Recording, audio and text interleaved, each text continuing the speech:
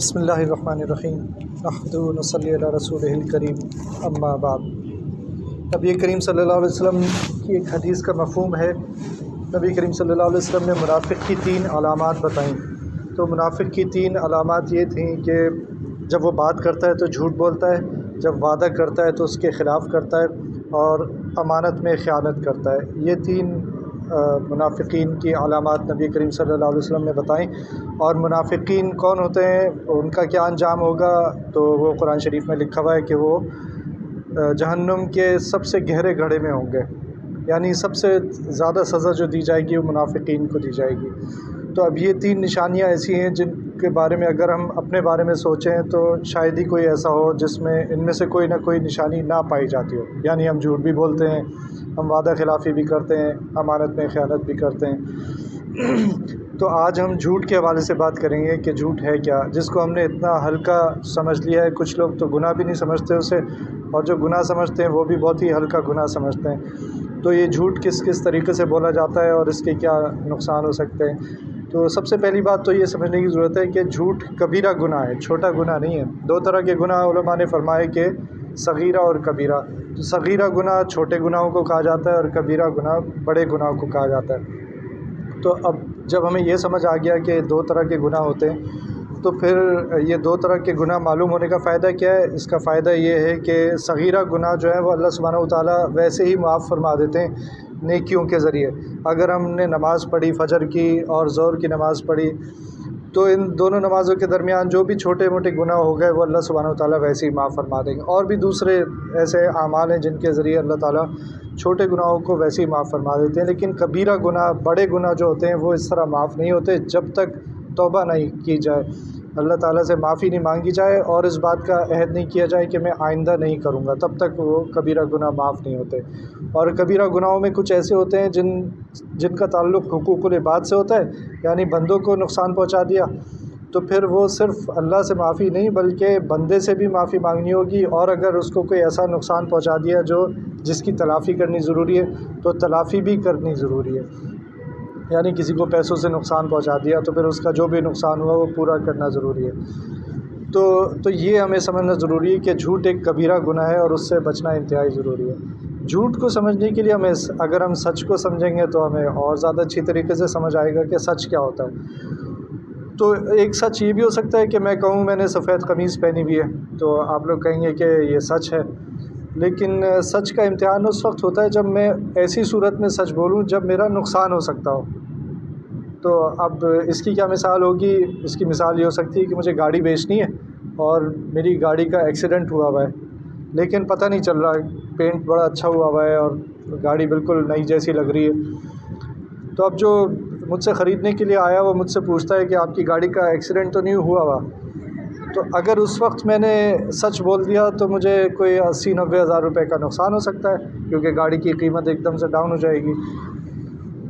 تو اس وقت اگر میں نے سچ بولا اور اپنے نقصان کی پرواہ نہیں کی تو تب میں سچا ثابت ہوں گا۔ تو سچ یہ ہوتا ہے کہ جب آپ کو نقصان پہنچ سکتا ہو اس صورت میں بھی آپ سچ بولیں۔ تو اس لیے جو ہے نا جھوٹ سے اللہ تعالیٰ نے اور اللہ کے نبی صلی اللہ علیہ وسلم نے اتنی سختی سے منع فرمایا۔ پھر ایک اور حدیث کا مفہوم ہے کہ ایک صحابی نے نبی کریم صلی اللہ علیہ وسلم سے پوچھا کہ کیا مسلمان بزدل ہو سکتا ہے؟ تو نبی صلی اللہ علیہ وسلم نے فرمایا ہاں، یہ کمزوری مسلمان میں ہو سکتی ہے۔ پھر پوچھا کیا بخیل ہو سکتا ہے، یعنی کنجوس ہو سکتا ہے؟ تو فرمایا کہ ہاں، یہ برائی بھی، یہ کمزوری بھی ہو سکتی ہے۔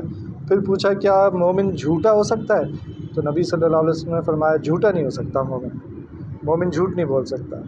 تو اب اتنی صریح الفاظ میں جب فرما دیا کہ مومن جھوٹ نہیں بول سکتا، اور ہماری زندگی میں روزانہ کا معمول ہے، وہ ہمارے پرانے امام صاحب تھے مدینہ مسجد کے، وہ تو یہ کہتے تھے کہ مسلمان پکا آج کے دور میں ہو ہی نہیں سکتا جب تک دن میں 100 جھوٹ نہ بولے۔ تو چاہے وہ ڈاکٹر ہے، چاہے وہ میکینک ہے، چاہے پلمبر ہے، چاہے کوئی دکان لیے بیٹھا ہے، جھوٹ تو ہماری زندگی کا ایسا حصہ بن گیا۔ تو اس لیے بہت زیادہ اس طرف ہمیں توجہ دینے کی ضرورت ہے کہ ہم سے کہیں ہماری زبان سے جھوٹ تو نہیں بولا جاتا۔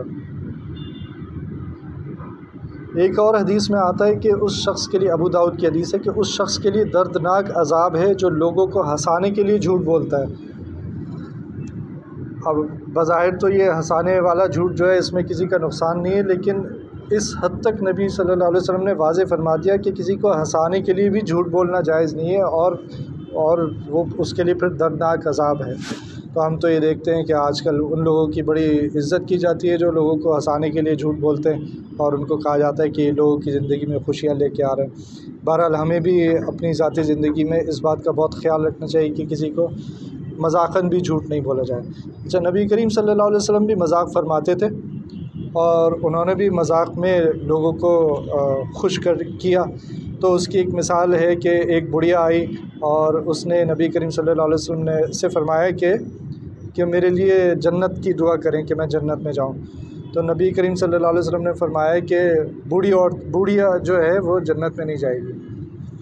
تو وہ عورت رونے لگی کہ میں جنت میں نہیں جاؤں گی، میں بوڑھیا ہو گئی۔ تو پھر نبی کریم صلی اللہ علیہ وسلم نے فرمایا کہ بھئی بوڑھی عورتیں جنت میں نہیں جائیں گی، وہ جو بھی بوڑھی ہوں گی وہ جوان ہو کر جنت میں جائیں گی۔ تو پھر وہ خوش ہو گئے۔ اب یہاں بھی نبی کریم صلی اللہ علیہ وسلم نے بھی مذاق تو فرمایا لیکن جھوٹ نہیں بولا، سچ ہی بولا۔ اسی طرح ایک آدمی آیا، اس نے نبی کریم صلی اللہ علیہ وسلم سے کہا کہ مجھے اونٹ دے دیں، کوئی اونٹ مجھے دے دیں۔ تو نبی صلی اللہ علیہ وسلم نے فرمایا میں تمہیں اونٹنی کا بچہ دوں گا۔ تو اس نے کہا کہ اونٹنی کے بچے کا میں کیا کروں گا، مجھے تو سواری کرنی ہے، مجھے اس سے کام لینا ہے۔ تو نبی صلی اللہ علیہ وسلم نے فرمایا کہ ہر اونٹ جو ہے وہ اونٹنی کا بچہ ہوتا ہے۔ تو اب یہاں بھی مذاق بھی کر لیا، جھوٹ بھی نہیں بولا، سچ بھی بولا، اور اپنے ایک امتی کو خوش بھی کر دیا۔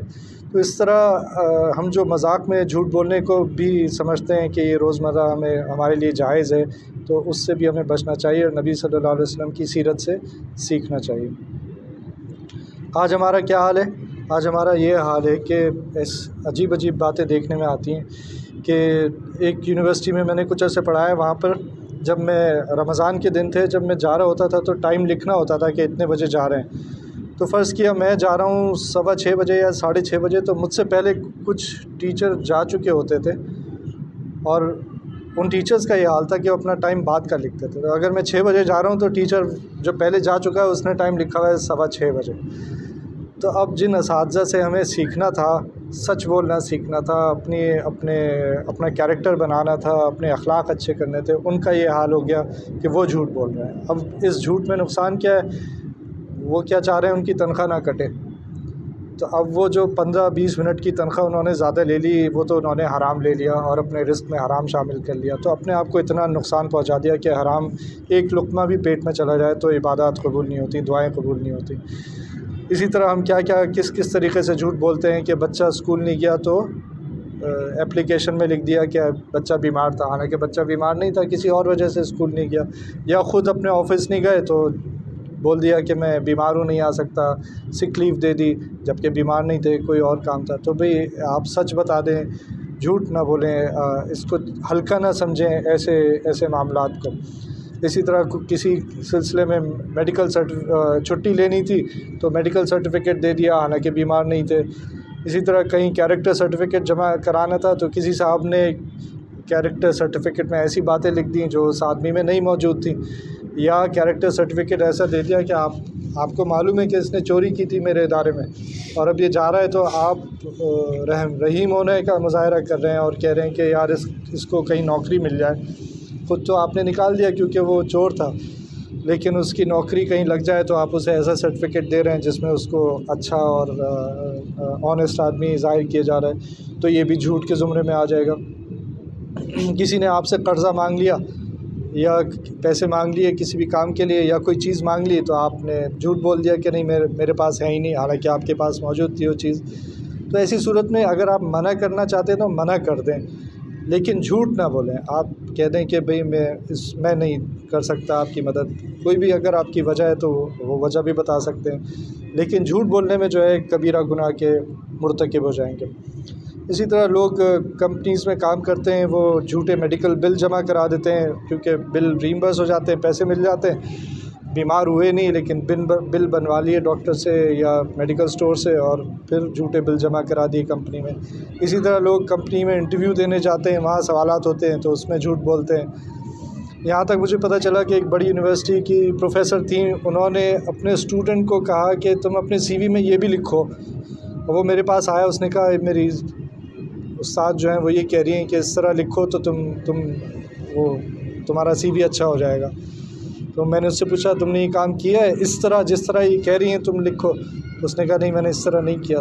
تو پھر میں نے کہا نہیں، پھر نہیں لکھنا چاہیے، جھوٹ ہو جائے گا۔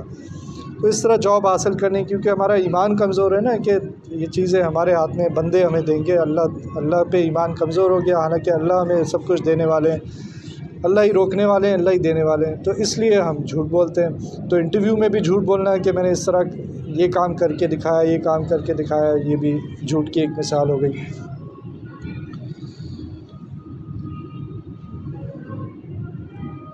ایسے موقع آتے ہیں، آ سکتا ہے کسی کی زندگی میں، لیکن ایسا ہوتا نہیں ہے کہ ایسا موقع آئے آج کل کے حالات میں کہ جھوٹ بولنا جائز ہو جائے۔ تو وہ کس صورت میں جھوٹ بولنا جائز ہو سکتا ہے؟ وہ اگر آپ کی زندگی خطرے میں ہے تب آپ جھوٹ بول سکتے ہیں، اپنی زندگی بچانے کے لیے جھوٹ بولا جا سکتا ہے۔ اور جو شادی شدہ حضرات ہیں ان کے لیے بھی حدیث میں آیا ہے کہ میاں بیوی ایک دوسرے کے ساتھ اپنے تعلقات کو اچھا کرنے کے لیے وہ جھوٹ بول سکتے ہیں، کہ میاں کہہ سکتا ہے مجھے تم سے زیادہ کسی سے محبت نہیں ہے، اور اسی طرح اور کہ میں تو تمہارے لیے دعائیں کرتا ہوں۔ اور اسی طرح تیسرا بھی ایک ہے جس میں جھوٹ بولنے کی اجازت ہے، وہ یہ کہ دو آدمیوں میں لڑائی ہو گئی ہے اور ان کی لڑائی ختم کروانے کے لیے آپ جو ہے، یا دو میاں بیوی میں لڑائی ہو گئی ہے، ان کی لڑائی ختم کروانے کے لیے آپ جھوٹ بول سکتے ہیں۔ اور اس جھوٹ میں بھی کوشش یہ ہونی چاہیے کہ ایسے الفاظ استعمال کیے جائیں کہ وہ سری جھوٹ نہ ہو، بلکہ مثلاً آپ نے کہہ دیا کہ بھائی وہ تو تمہارے لیے دعائیں کرتا ہے اور وہ تو تمہاری تعریف کرتا ہے اور اللہ سے تمہارے لیے مانگتا ہے، اور تم اس سے ناراض ہوئے بیٹھے ہو۔ تو اب یہ ایک اجمالی بات ہو گئی، جس میں ہم نماز میں تو سب کے لیے دعا کرتے ہیں ربنا آتنا فی الدنیا، تو وہ حقیقت میں ہر آدمی دعا کرتا ہے دوسرے بھائی کے لیے۔ تو اس طرح آپ نے سری جھوٹ بھی نہیں بولا، اور دو بھائیوں کے درمیان جو اگر لڑائی ہو گئی تو اس کو ختم کرانے کی کوشش بھی کر لی، جس کا آپ کو بہت ثواب ملے گا۔ تو ایسے مواقع ہمارے بڑوں کے اوپر آئے جب وہ جھوٹ بول سکتے تھے یا مشکل میں تھے، لیکن اس وقت بھی انہوں نے جھوٹ نہیں بولا اور سچ بولا۔ جیسے جب نبی کریم صلی اللہ علیہ وسلم مدینہ شریف ہجرت فرما رہے تھے اور حضرت ابوبکر صدیق ساتھ تھے رضی اللہ عنہ، اس وقت ایک آدمی آ گیا، اور دشمن تو ڈھونڈ رہے تھے، تو اس وقت ایک آدمی آ گیا اور وہ حضرت ابوبکر صدیق کو پہچانتا تھا۔ تو اس نے ان سے پوچھا یہ کون ہے تمہارے ساتھ جو ہیں؟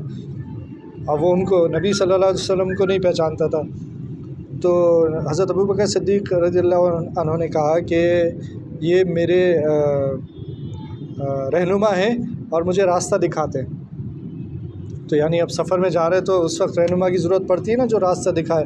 تو ایک ایسی بات کہہ دی جو جھوٹ بھی نہیں تھی اور معاملے میں بچت بھی ہو گئی۔ اسی طرح ہمارے بڑوں میں حضرت نانوتوی رحمہ اللہ، جب انگریزوں کے ساتھ جہاد چل رہا تھا، اس وقت انگریز ان کو ڈھونڈتے ہوئے آ گئے، اور یہ جہاد میں بہت آگے تھے، تو انگریز ان کو ڈھونڈتے ہوئے مسجد میں پہنچ گئے، اور یہی جھاڑو دے رہے تھے مسجد میں، اور انہی سے پوچھا کہ وہ نانوتوی کو تم نے دیکھا ہے؟ تو انہوں نے اپنی جگہ سے تھوڑا سا ہٹے، ایک قدم ہٹ کے انہوں نے کہا کہ ابھی تو یہیں تھے۔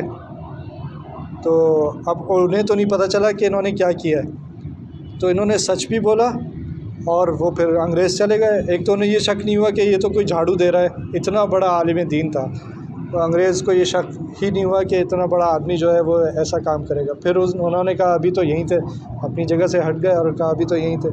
تو پھر انہیں تو سمجھ ہی نہیں آئی کیا بات ہے، وہ ڈھونڈنے کہیں اور چلے گئے۔ تو اتنی مشکل میں آنے کے باوجود بھی ہمارے بڑے جو تھے ان کو اتنا خیال تھا کہ جھوٹ کسی حال میں نہیں بولنا ہے، اور ہماری زندگی کا یہ معمول بن گیا ہے جھوٹ بولنا۔ اور اس کی ایک بڑی وجہ یہ ہے کہ والدین جو ہیں وہ بچوں کو جھوٹ سکھاتے ہیں، اور جب والدین آپس میں بھی جھوٹ بولتے ہیں، دوسروں کے ساتھ بھی جھوٹ بولتے ہیں، تو بچے تو ان کو دیکھ رہے ہوتے ہیں کہ ہمارے ماں باپ کیا کر رہے ہیں، تو وہ چاہے یہ نوٹ نہ کر رہے ہوں کہ ہمارے ماں باپ نے جھوٹ بولا، لیکن ان کے کانشیس میں یہ بات، سب کانشیس میں یہ بات چلی جاتی ہے کہ یہ چیز ٹھیک ہے، اس میں کوئی برائی نہیں ہے، تو وہ اس کی برائی کو سمجھ نہیں پاتے۔ حالانکہ نبی کریم صلی اللہ علیہ وسلم نے ایک صحابیہ کو دیکھا کہ وہ اپنے بچے کو بلا رہی ہیں اور کہہ رہی ہیں کہ آؤ میں تمہیں چیز دیتی ہوں۔ وہ بچہ ان کے پاس آ گیا اور پھر انہوں نے کھجور دے دی بچے کو، تو نبی کریم صلی اللہ علیہ وسلم نے کہا کہ فرمایا کہ اگر تم یہ کھجور نہ دیتی ہیں اپنے بچے کو تو یہ جھوٹ تمہارے نامہ اعمال میں یہ جھوٹ لکھ دیا جاتا ہے۔ کتنی بظاہر چھوٹی سی بات ہے، ہمارے گھروں میں ماں باپ یہ روزانہ کرتے ہیں، کئی دفعہ کرتے ہیں اپنے بچوں کے ساتھ کہ آؤ میں تمہیں چیز دوں گی، اور اس طرح ماں بھی کرتی ہے، باپ بھی کرتا ہے، اور ہم بھائی بہن بھی ایک دوسرے کے ساتھ کرتے ہیں۔ لیکن نبی کریم صلی اللہ علیہ وسلم نے اس کو بھی منع فرما دیا۔ اچھا، اس کا ایک تو جھوٹ لکھ دیا جائے گا، اس کا اثر بچے کی تربیت کے اوپر پڑے گا، کیونکہ بچہ جب دیکھے گا کہ مجھے چیز کہی تھی پھر دی نہیں تو وہ سمجھے گا کہ یہ چیز ٹھیک ہے، جھوٹ بولنا ٹھیک ہے، تو اس کے سب کانشیس میں یہ چیز، اس لیے بچے کی تربیت میں بھی ہمیں بہت زیادہ خیال رکھنا ہوتا ہے کہ بچے کے ساتھ اس قسم کے جن کو ہم چھوٹا جھوٹ سمجھتے ہیں وہ نہیں بولا جائے، تو اس کا دوہرا نقصان ہو جاتا ہے، اپنے نامہ اعمال میں بھی آ گیا اور بچے کو بھی نقصان پہنچایا۔ تو کہنے کا مقصد یہ ہے کہ ہم یعنی ماں باپ جو ہیں وہ بچوں کی تربیت میں جھوٹ ڈال دیتے ہیں، اور پھر جب بچہ ہم سے جھوٹ بولتا ہے تو ہم کہتے ہیں کہ ہم ناراض ہوتے ہیں، ڈانٹتے ہیں یا مارتے ہیں جو بھی ہے، اور ہمیں برا لگتا ہے کہ جھوٹ بول رہا ہے، حالانکہ ہم ہی ذمہ دار تھے کہ بچہ سچ بولنا سیکھے، بار بار اسے سکھاتے ہیں کہ بھائی جھوٹ بولنا بہت بری بات ہے، بڑا گناہ ہے، چھوٹا گناہ نہیں ہے، بار بار اسے سکھاتے، اس کے سامنے اس کی بہت احتیاط کرتے کہ بچے کے سامنے تو کسی حال میں جھوٹ بولنا ہی نہیں ہے، اور ہم یہ کرتے ہیں کہ بچے سے ہی کہتے ہیں کہ بتا دو گیٹ پہ کہ ابو گھر پہ نہیں ہے، اور ابو گھر پہ موجود ہوتے ہیں۔ اس لیے ہمیں اس بات کا بہت خیال رکھنا چاہیے کہ بچوں کے سامنے کسی بھی حال میں جھوٹ نہیں بولا جائے۔